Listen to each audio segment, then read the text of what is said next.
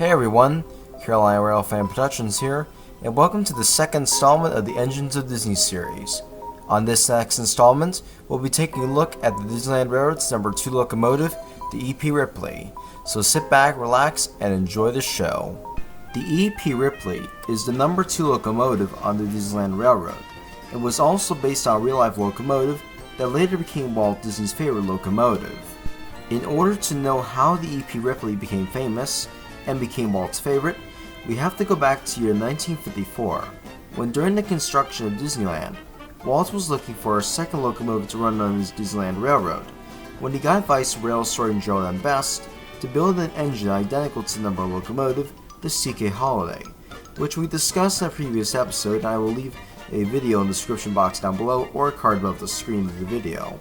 So in 1954, Gerald M. Best gave blueprints of the Baltimore and Ohio 440 number 774 to Walt Disney, and construction of a 5/8 scale model began by Walt Enterprises, built between 1954 and early 1955. In fact, Walt Disney loved the engine's blueprints so much that he built it for the railroad, which eventually became his favorite locomotive and named it the EP Ripley. Named after the 14th president of the Atchison, Topeka, and Santa Fe Railroad, named Edward Payson Ripley. Within a few weeks before and then later on the grand opening day of Disneyland on July 17, 1955, Walt Disney drove the EP Ripley around Disneyland, and is also another reason why the locomotive is Disney's favorite. Despite being identical locomotives, the CK Holiday and the EP Ripley have a few differences between them. The main difference between the two is their smokestacks. The CK Holiday has a diamond-shaped stack, while the number 2 has a narrow smokestack.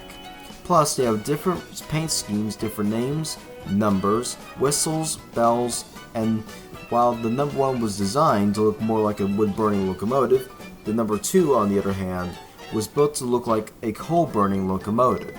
They also have their own rolling stocks with their own names. The Retlaw 1, which was a passenger train which the EP Ripley pulled, and the other was the Retlaw 2, which was a freight train which the CK Holiday pulled. If you are confused, Retlaw means wall turned backwards. And interestingly, the Retlaw 2 train still exists as of now, called the Holiday Red Train, and still operates at Disneyland Railroad along with its original caboose from 1955. But let's get back to the EP Ripley because I'm getting way too ahead of myself. The EP Ripley is a 4-foot American, which means that it has 4 leading wheels, 4 pairs of driving wheels, and no trailing wheels. The locomotive's top speed is 10 to 15 miles per hour, or 1624 kilometers per hour. Its boiler pressure is 150 psi. Its weight is 22,500 pounds.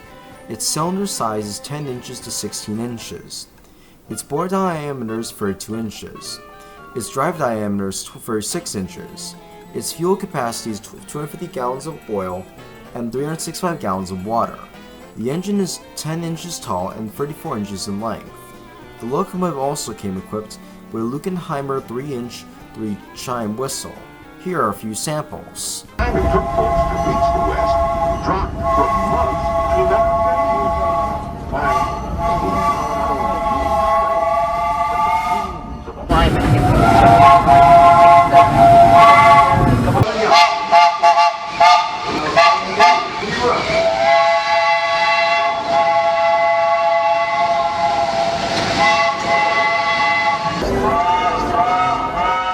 Between 1955 and 1974, the Santa Fe Railroad sponsored the Disneyland Railroad, and the EP Ripley, like most of the engines on the Disneyland Railroad, were given Santa Fe logos like the number 1. The EP Ripley burned regular oil from opening day of Disneyland until 2007, but the locomotive was converted to burn biodiesel to help control emissions and the demand to stop burning fossil fuels in California. Between 2002 and 2023, there were reports and updates on overhauls over the years, and as the making of this video, the EP Ripley had just returned to service on March 7, 2023. The EP Ripley is a fan favorite on the Disneyland Railroad and is also, of course, as we mentioned, Walt Disney's favorite locomotive. And besides working at Disneyland, it also took part in many events such as the Fullerton Railroad Days event in Fullerton, California.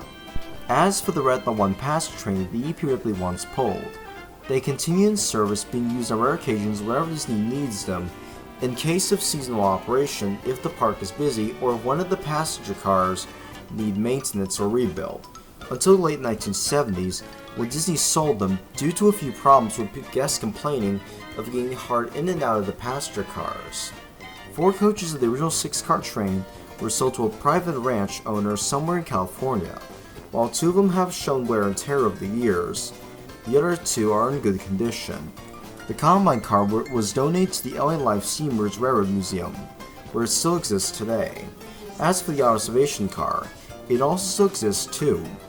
The car has not been given much use until late 70s. The car was refurbished into a private car named Lilly Belle, and can be found being pulled by the Holiday Blue Train, and on rare occasions or special events. You can book a trip and take a ride in the car when it's available for it. The EP Ripley still operates as of today, after coming out of a full 8-year-long rebuild, and is still going strong as part of Walt Disney's love and passion for trains. Thank you so much for watching this next installment of the Engines of Disney series. If you're new to the channel, please subscribe for more great content if you're interested. If you like what you see, please leave a like, subscribe, and leave a comment down below. I hope you enjoy. I'm Carolina Fan Productions. Have a good day, and have a good one.